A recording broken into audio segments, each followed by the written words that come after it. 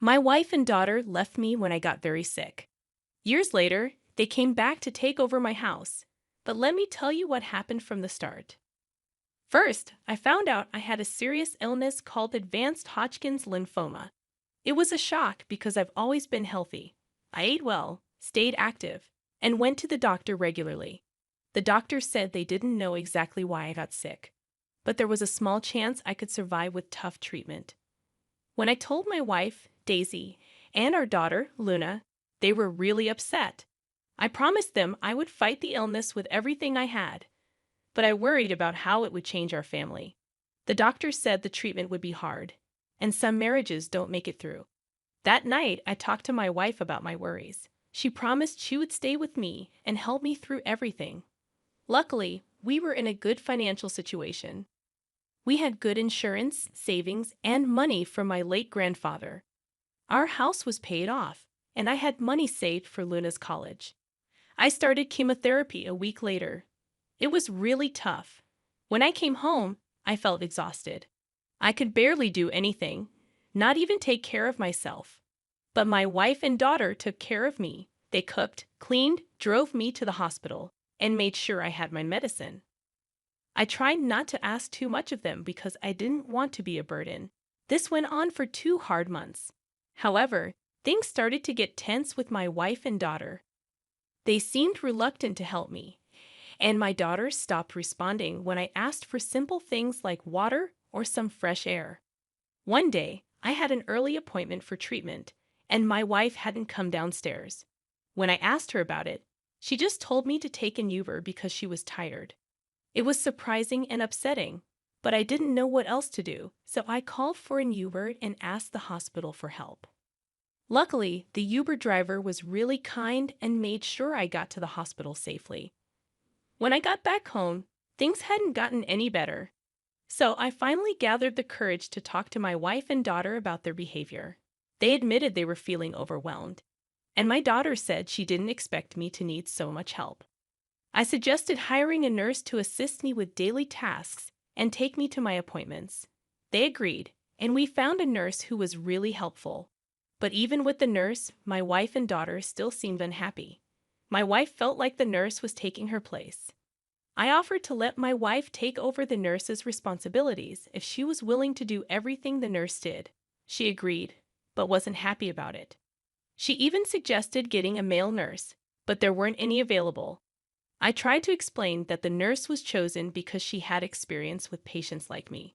Despite my efforts to help, my wife was still upset. She thought I should be doing more for myself instead of relying on everyone else. I tried to explain that there were days when I could barely move because of the treatment, but she didn't seem to understand. Later, my mother-in-law called and complained about having another woman in her daughter's house. But technically, the house was mine before we got married. But I chose to handle the situation calmly. I explained to my mother-in-law that I needed more help than her daughter could give me, so I had to bring in a nurse to ease the burden on my family. I assured her that the nurse would only be there temporarily for the rest of my chemotherapy treatments, unless my condition got worse. She wasn't completely convinced, but she eventually left me alone. For about a week after that, things seemed normal. My treatment was going well. Then, one day after coming back from chemotherapy, I saw a moving truck outside my house. My wife and daughter had packed up and said they were going to stay with their mother. I was hurt and upset, but I was too tired to express how I felt properly. It felt especially cruel that they left right after my chemo sessions when I was at my weakest. I asked my daughter if this was what she really wanted. She said she'd rather live with her mother because it was too hard to live with me. It was heartbreaking to watch them leave, tears filling my eyes. It was exactly what I had feared when my chemo started, feeling unwanted and abandoned. In the midst of my sadness, my brother stepped in. He noticed the nurse spending extra time with me and asked if I had any family nearby who could help. My brother lived 3 hours away and had his own kids, but he offered to help. But he generously offered to take time off work to stay with me until I found a more permanent solution.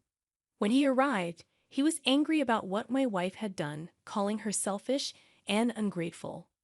He pointed out that she never had to work since we got married, and had always made sure she had everything she needed. My brother could only stay for a week, but he had another idea. His wife's sister, Kara, was going through a tough divorce and needed a safe place to stay temporarily. Her soon-to-be ex-husband was the main breadwinner, leaving her with limited money. Kara was also studying nearby on a scholarship. My house was close to her university, making it a good option.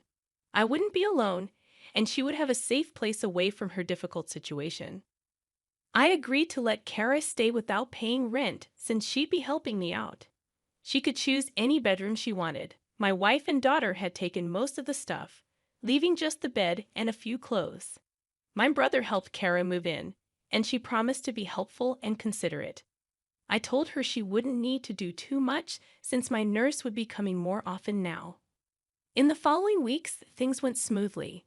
I missed my wife and daughter, but they didn't even bother to check up on me. Kara was a huge help, taking care of groceries, cleaning, and cooking without complaining. About a month and a half after my wife left, I got the news that I was cancer-free. It was a big moment, celebrated at the hospital by ringing a bell. My nurse asked what I wanted to do next, now that I was cured. I decided to file for divorce, freeing myself from a marriage that hadn't supported me during my illness. With the divorce process started, I focused on recovering from cancer. It was a slow journey, but I started to feel stronger. My hair grew back, my scar healed, and I gained weight. I stuck to a healthy diet mostly but treated myself occasionally to the foods I missed. It's been 6 months since I was declared cancer-free, and I'm ready to move on. My old job is willing to rehire me for remote work, so I'm thinking of taking that and moving away. While I'm attached to my house, it holds too many painful memories. I want a fresh start, and I plan to give the house to Kara. She's been there for me when I needed it most. When I was at my lowest, Kara showed immense kindness, even though we were practically strangers. She's free to sell the house if she wants. I don't want anything to do with it, especially if it means my wife or daughter could claim it. My new place is in a quiet countryside neighborhood, and I'm eagerly looking forward to this new beginning. Update number 1. Hey wife and daughter. It's been over a year since my diagnosis, and I've settled into my new place nicely. I've made friends with my neighbors, including Sophia, who lives across the way. She's a widow who invited me over for drinks and shared her story of losing her husband to cancer. She emphasized the importance of life insurance. I'd opened up about what happened with my wife and daughter, but surprisingly, I still haven't heard from them. I've been pursuing new hobbies, like woodworking, and I'm starting to build up a collection of tools. One day, Sophia noticed some people hanging around my house who matched the description of my wife and daughter. It left me wondering why they were looking for me. Sophia assured me she'd handle it if they returned, and I had no desire to interact with them after they abandoned me. Later, I found out they had been harassing Kara and her roommate at my old house. Fortunately, Kara had proof that the house was hers now, and she explained she had bought it for me. I felt bad and apologized to Kara. Hopefully, I can resolve the situation for good if they come back. As for my wife, I'm not sure if she's aware of the divorce papers. I've reached a point where I don't care anymore. Update number 2. My wife and daughter showed up at the house again. Once again, my wife and daughter showed up at the house, but this time it was earlier in the day while I was working. I heard the knock and decided to check the security cameras, and indeed, it was them.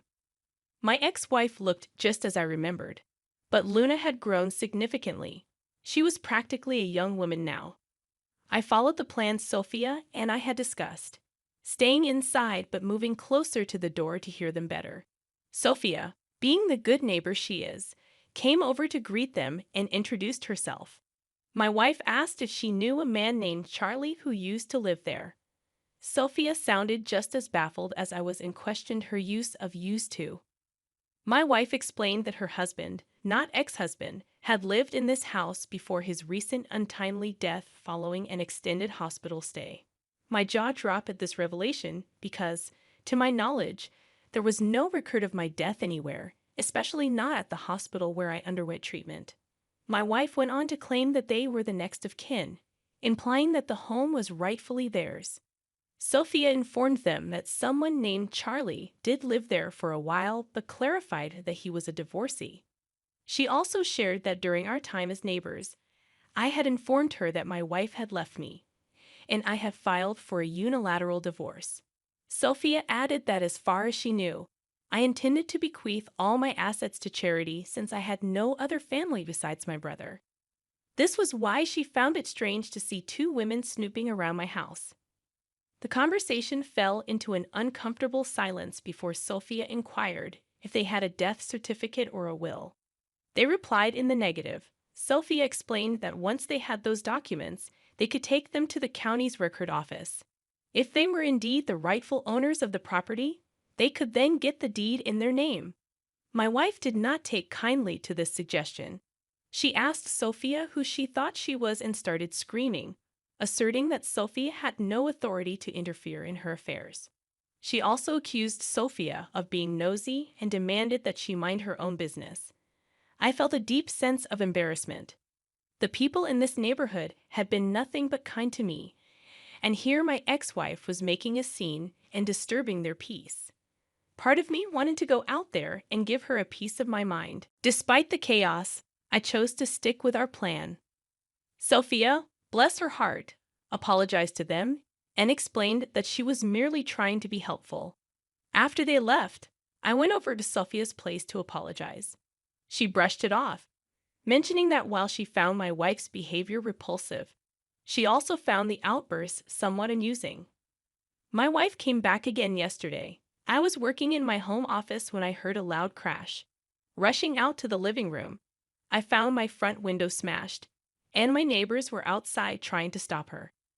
Apparently, she had been causing a ruckus for a while, but I hadn't heard it because I had noise-canceling headphones on. Both my ex-wife and daughter were holding bats, and they had already broken a few of my plants. I asked her if she had lost her marbles and told her to get off my property before I called the cops. Unbeknownst to me, my neighbors had already placed the call. She seemed hurt by my words and asked why I hadn't contacted her after I got better. She insisted that she and Luna would have come back. I told her that we made vows to stand by each other in sickness and health, and she broke those vows.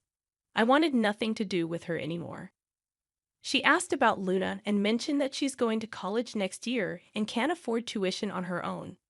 I replied that her daughter was fine with abandoning me too, and I'm ready to give up all my parental rights. I don't want anything to do with either of them. After hearing that, she swung at me with a bat just as the cops showed up. They immediately arrested both her and my daughter. They asked if I wanted to press charges, and of course I did. After work, I ordered a new window and cleaned up the glass. Sophia gave me some buckets to put my plants in until I can replace the pots. Curious about what brought my ex-wife back, I did some digging. It turns out her mom passed away 2 months ago, and they found out the house they had been staying in didn't belong to her or her husband. With both of my ex-wife's parents now gone, she and our daughter sold most of their belongings and had been living in a motel. When they came back to our old home and saw Kara there, they assumed I had died and went snooping around for recordings of my assets and purchases, which is how they found me. Regardless, they're facing charges of vandalism, attempted break-in, and attempted assault. Since Luna is a minor, she's receiving community service, but my ex-wife is facing time behind bars as this was clearly premeditated. I'm considering obtaining a restraining order as well. At least for now, I won't have to worry about her for a good long while.